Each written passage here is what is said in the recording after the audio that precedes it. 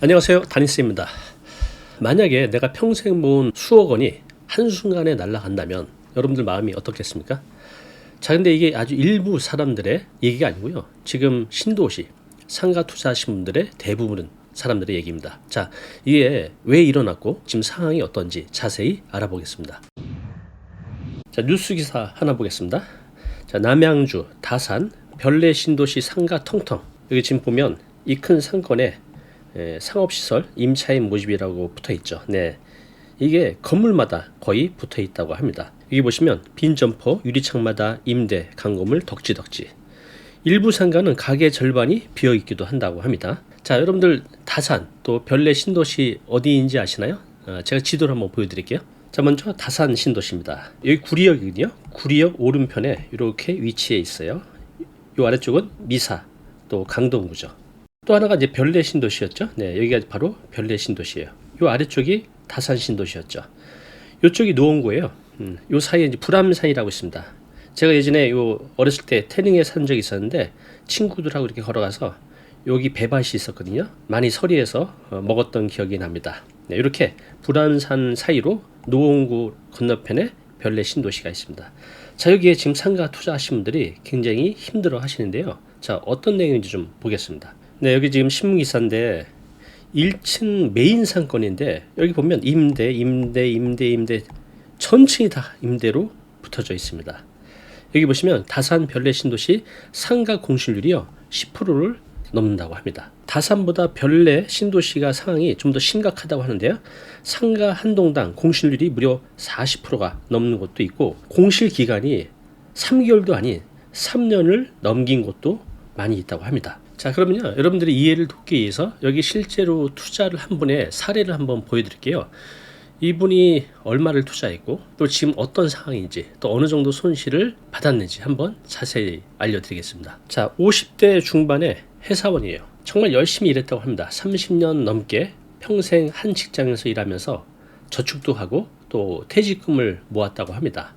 근데 이제 은퇴가 다가오니까 은퇴 후에 생활비가 걱정이 되잖아요. 그래서 누구의 소개로 다산 신도시의 상가를 소개받게 돼요.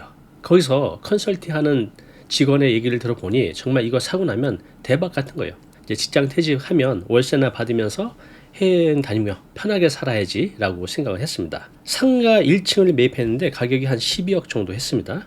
본인 자금 6억, 또 은행 대출을 6억 받았다고 합니다. 대출 금리가 한 4.3%니까 월 200만 원 정도 되죠. 자, 그런데 여기에 상가 수익률이 거기서 제시하기가 최소 5% 정도는 받을 수 있다고 했습니다. 그러면 5%면 6천만 원이니까 월 500만 원이죠. 내가 월 500만 원 월세 받아서 대출이자 200만 원 내고도 300만 원이 남잖아요. 자, 그래서 이분이 그래 300만 원씩 받으면서 나중에 여기 상권도 발전하고 나면 이거 나중에 팔아서 뭐 15억, 뭐 20억도 가능한 것처럼 컨설팅하는 사람이 얘기를 했나 봐요. 근데 또 이제 직장인들이 순수하시니까 이걸 또 믿었나 봐요. 그래서 나중에 내가 이 시세 차익으로 정말 부자가 되리라 이렇게 생각하고 이 상가를 매입했던 겁니다. 자, 그런데 상가가 이제 오픈하고 6개월 동안 상가가 텅 비었습니다. 공실 상태였던 거죠. 주변 상가들도 비슷했어요. 공실인 상가가 굉장히 많았죠. 그래서 이분이 굉장히 초조해졌다고 합니다. 자, 그렇지만 이분이 이렇게 생각한 거죠. 괜찮아. 좀만 기다리면 여기 신도시 아파트 입주가 시작되고 그렇게 되면 사람들이 몰려올 거야 라고 이제 위안을 했던 거죠. 자, 그런데 1년이 지나고 2년이 지나도 상황이 나아지지 않았습니다. 오히려 이 상가 공실률이 더 늘었던 거죠. 자, 그럼 문제가 뭐냐면 이분은 지금 대출이자가 매달 200만 원이 나가고 있잖아요. 그죠? 지금 벌어도 부족할 판에 매달 200만 원 이상의 이자가 나가고 있었습니다. 자, 이분이서 이제 고민이 되는 거죠. 두려운 거죠. 어떡하지? 이러다 진짜 내 전자산 날리는 거 아닌가? 그래서 이분이 3년째에 들어서 이제 결단을 내립니다. 싸게라도 팔자. 그래서 본인이 12억에 주고 산 것을 10억에 내놓았다고 합니다. 팔렸을까요? 네, 매수자는 한 명도 나타나지 않았다고 합니다. 자, 가격을 더 낮췄습니다. 8억으로. 본인 산 금액이 12억인데 4억을 손해보고 내놓은 거죠. 정말 큰 용기를 냈습니다. 그런데도 매수자가 나타나지 않았다고 합니다. 참 이제 고민이죠. 자, 그러면 이분은 금전적으로 또 기회비용을 따져서 얼마나 큰 손해를 보게 되는 걸까요? 자, 다시 정리를 하면 이분이 매입한 상가 12억이에요. 거기 대출이 6억이 있었죠. 네, 월 이자는 한 200만 원 정도. 3년 동안 공실인 상태입니다. 월세를 한 번도 못 받았습니다. 자, 그러면 지금 3년 동안 이분이 이자를 냈을 거 아니에요? 그럼 월 이자가 200만 원. 3년 36개월 곱하면 이분 이자만 그동안 7,200만 원 낸 거예요. 자, 그리고 이제 관리비가 있죠. 세입자가 들어와서 임차인이 관리비를 내야 되는데 임차인이 안 들어오면 상가 주인이 관리비를 내야 돼요. 자, 여기 지금 정확한 규모는 언급하지 않았지만 대략 제가 보면 한 100만 원 정도는 될 것 같아요. 관리비가. 그러면 36개월이면 네, 3,600만 원이죠. 자, 그리고 이분이 본인이 12억에 산 것을 지금 안 팔리니까 10억에 내놨다가 다시 8억으로 내놨어요. 그래도 지금 안 팔리고 있습니다. 다행히 재수이 좋게 정말 8억에도 누가 산다고 하면 이분의 손실은 4억이 되는 거죠. 12억에 사서 8억에 팔면 4억 손실. 그러면 총 금전적인 손실이 5억 800만 원입니다. 네, 5억 800만 원. 이분이 어찌 보면 평생 모은 금융자산인데 이게 이렇게 한순간에 날아가게 생겼습니다. 자, 그러면 우리가 이제 겉으로 보이는 이런 금전적인 손실 말고 이 상가에 투자하지 않고 다른 것에 투자했으면 얼마나 벌었을까? 이게 기회비용이잖아요. 한번 살펴보겠습니다. 자, 3년 동안 이분이 만약에 이 6억을 한 15평 정도 되는 소형 아파트를 샀다고 한번 해볼게요. 서울에 있는. 자, 그 당시에 15평 6억 정도 되는 아파트 월세에 한 150에서 200 정도 하거든요. 그러면 150만 원만 따져도 3년 동안이면 5,400만 원. 자, 지금 이 15평 준하는 그 당시 6억 했던 이런 소형 아파트, 서울에 있는 소형 아파트들이 지금 8억에서 10억 정도 합니다. 그 이상 되는 곳들도 있어요. 그러면 최소 2억만 올랐다고 해도 이분은 여기서 매매 차익 2억, 임대 수익 5,400, 본인 투자금 빼고도 2억 5,400만 원의 수익을 올릴 수 있는 이런 기회비용이 날아간 거죠. 자, 그런데요, 내가 돈을 손실을 보고 이런 기회비용이 날아가고 이거 말고도 많은 손실이 있습니다. 어떤 것들이 있을까요? 네, 첫 번째는요, 심리적 스트레스와 건강 악화입니다. 만병의 근원이 스트레스라고 하잖아요. 저도 예전에 힘들 때 정말 엄청 큰 스트레스를 받은 적이 있었는데 그게 누적이 되다 보니 온갖 병이 다 오더라고요. 그래서 이분도 실제로 굉장히 지금 정신적으로 육체적으로 힘드실 거라고 생각이 듭니다. 또 하나는요, 신용도 하락입니다. 신용사기잖아요. 신용도가 좋아야 대출도 잘 받고 금리도 낮고 또 내가 나중에 어떤 사업을 할 때도 굉장히 신용도가 중요한데 이렇게 대출이자를 연체를 하고 못 갚게 되면 신용등급이 하락이 되죠. 이것도 내가 나중에 사회생활 하는데 큰 문제가 됩니다. 자, 또 하나는요, 투자 기회 상실입니다. 우리가 부동산 시장을 바라보면 또 금융시장도 마찬가지지만 좋은 기회가 올 때가 있어요. 그때 내가 자금이 있으면 그 돈으로 좋은 투자를 해서 부를 쌓을 수 있는데 이제 그런 기회를 잃게 된 거죠. 자금이 하나도 없으시니까. 마지막으로 시간적 손실입니다. 이분은 3년이라는 시간 동안 다른 사업이나 투자를 하지 못한 채 이런 기회비용을 날리게 된 거죠. 자, 신도시, 별내 다산 신도시 말고 또 다른 신도시들이 많이 있죠. 자, 여기는 괜찮을까요? 자, 광교 신도시입니다. 어디에 있죠? 네, 수원에 있죠. 여기가 바로 이제 수원역입니다. 수원역 우측 상단, 또 여기가 이제 분당이죠. 분당 아래쪽에 이렇게 광교 신도시가 있습니다. 자, 2020년 기준으로 5만 7천 세대 주거단지가 만들어졌고요. 여기에 2,000개 정도의 상가가 조성이 됐다고 합니다. 자, 그런데 그 당시 2020년 9월 당시 상가 공실률이 무려 25.9%로 신도시 중에서 상위권이었습니다. 지금은 이제 어느 정도 회복이 됐지만 여전히 역시 상가 공실률이 높은 편입니다. 네, 이번에는 위례 신도시 볼까요? 위치 참 좋죠. 어디죠? 여기 송파예요. 송파 아래쪽. 여기는 어디죠? 성남. 요 사이에 위례 신도시가 있죠. 네. 자, 여기는 2020년 기준으로 약 5만 2천 개 정도의 주거 단지가 들어왔고 상가가 1,200개 정도 조성이 됐습니다.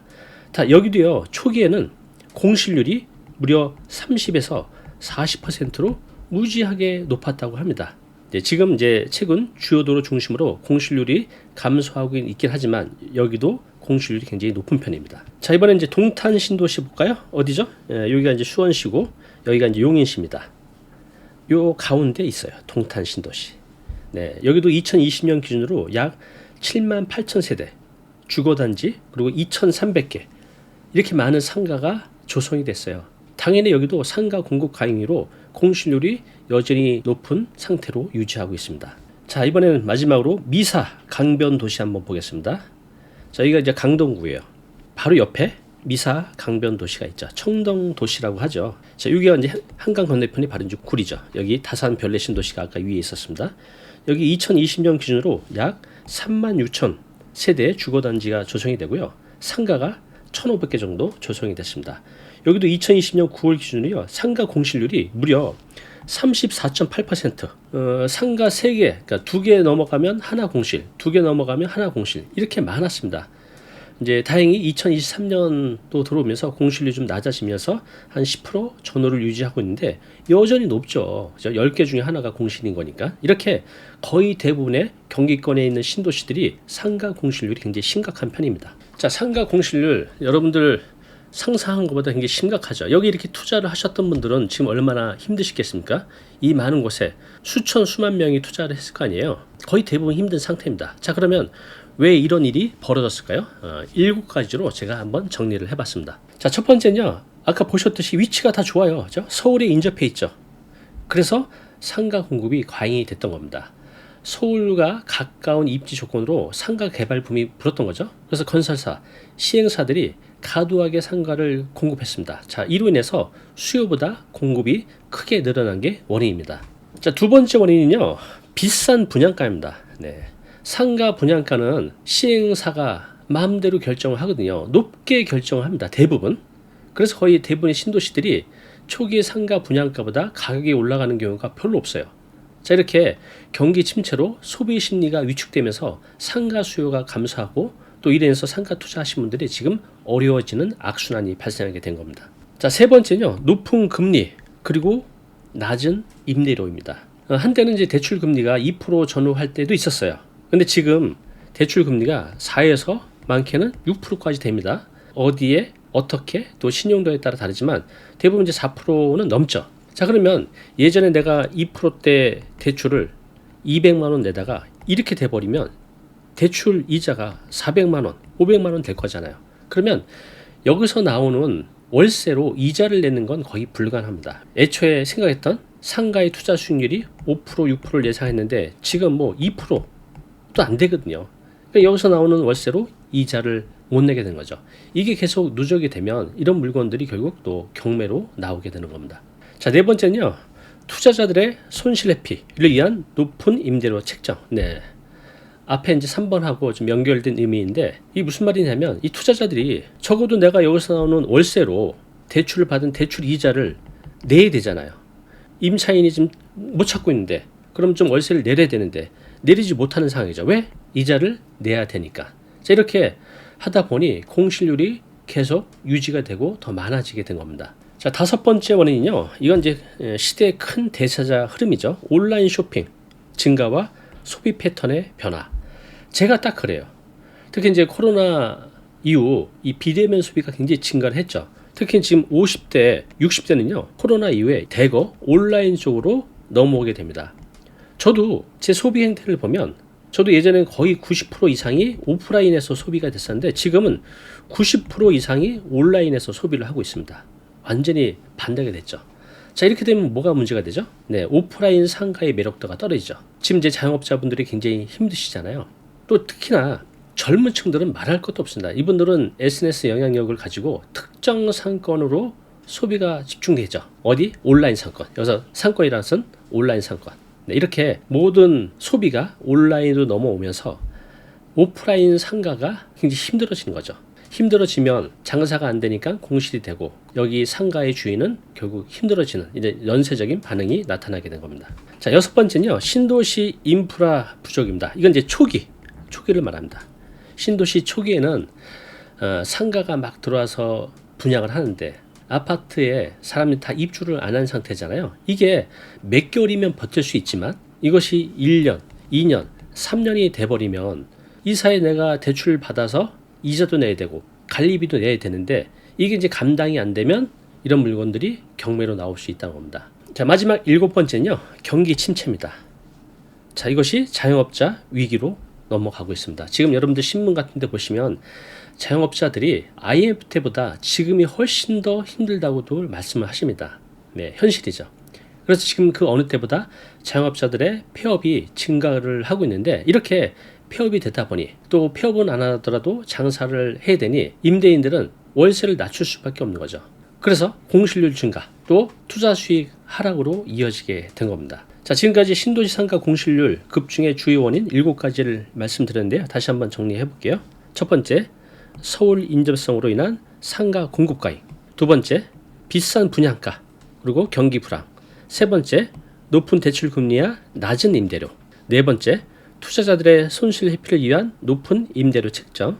다섯 번째, 온라인 쇼핑 증가와 소비 패턴의 변화. 여섯 번째, 신도시 인프라 부족. 마지막 일곱 번째는요, 경기 침체로 인한 자영업자의 위기 때문입니다. 우리가 이제 은퇴 시기가 다가오면 생활비를 벌어야 되니 부동산 재테크들을 많이 하시는데요. 제가 이렇게 상담해 보면 뭐 정확한 통계는 없지만 예상대로 어느 정도 임대 수익을 가져가는 분들이 절반도 안 되는 것 같아요. 정말 조심해야 됩니다. 자, 오늘 사례를 통해서 주는 교훈이 있죠. 한 4가지 정도로 정리해 봤습니다. 자, 첫 번째, 맹목적인 낙관주의는 경계하자입니다. 신도시 다 괜찮은 곳인데 또 남들도 그렇게 보고, 특히나 이제 이분들이 기가 얇으니 분양 컨설턴트 말에 넘어가게 되는 거죠. 내가 잘 모르는 상태에서 이런 맹목적인 낙관주의는 정말 조심하셔야 됩니다. 두 번째, 리스크 관리의 중요성. 네. 이 아까 사례자처럼 내가 평생 모은 재산을 이렇게 한 곳에 몰빵하는 것은 굉장히 위험합니다. 우리가 계란을 나눠서 담으라고 하잖아요. 내가 잘 모르는 상태에서는 뭐 분산 투자가 좋다는 뜻이 아니라 위험을 회피하기 위해서 분산 투자를 하는 게 좋다고 생각이 듭니다. 세 번째는요, 트렌드를 읽어라. 지금 제가 지금 50대 중반인데 제가 10대, 20대보다 지금 50대인 지금이 세상이 10배, 100배 더 빨리 바뀌어가는 것 같아요. 그래서 이 트렌드를 잘 읽지 못하면요, 재산상의 큰 손실을 보게 됩니다. 지금 온라인 쇼핑, 또 1인 가구 증가, 또 요즘 뭐 인공지능, 이런 것들이 이런 사회, 또 소비 문화, 또 경제를 크게 바꿔가고 있거든요. 그래서 이런 것들을 잘 읽으셔야 됩니다. 마지막 네 번째는요, 무리한 대출, 금물입니다. 우리가 이제 대출 금리가 낮았을 땐 참 좋았는데 지금 뭐 거의 2배, 3배 올라가면서 그 당시에 대출을 끼고 꼬마 건물이나 이런 상가 투자 하신 분들은 대부분 어렵습니다. 자, 그리고 만약 공실이 생겨서 내가 이자를 못 내게 되면 이자뿐만 아니라 관리비까지 내야 되거든요. 그게 몇 개월 쌓이다 보면 정말 힘든 상황이 됩니다. 그래서 무리한 대출은 절대 금물입니다. 네, 요즘 뭐 생활형 숙박시설, 이것도 지금 난리입니다. 정말 난리예요. 상가도 난리고 지식산업센터도 난리였죠. 은퇴자들이 할 만한 게 별로 없어요. 뭔가를 해야겠고 절박한 마음에 투자한 것들이 잘못되는 경우들이 굉장히 많습니다. 우리가 이제 50대 이후에 은퇴해서 내 재산을 투자한 게 잘못되면 나이가 이제 있기 때문에 회복하기가 힘들어요. 체력도 떨어지고 멘탈도 떨어지기 때문에 정말 힘든 상황이 오게 됩니다. 그래서 투자는요, 미리미리 내가 회사 다니실 때 충분한 공부도 하시고 그런 모임도 나가보시고 또 혼자 판단하기 힘드시면 신뢰할 수 있는 전문가의 도움을 받는 것도 좋은 방법입니다. 자, 이렇게 해서 여러분들의 노후가 정말 행복한 노후가 되도록 잘 지키시기 바랍니다. 자, 오늘 내용 너무 중요한 내용이죠. 영상 보고 나면 잊혀지잖아요. 자, 자료 무료로 제공하고 있습니다. 이 자료, 요거 받고 싶은 분들은요, 아래 링크로 신청하시면 됩니다.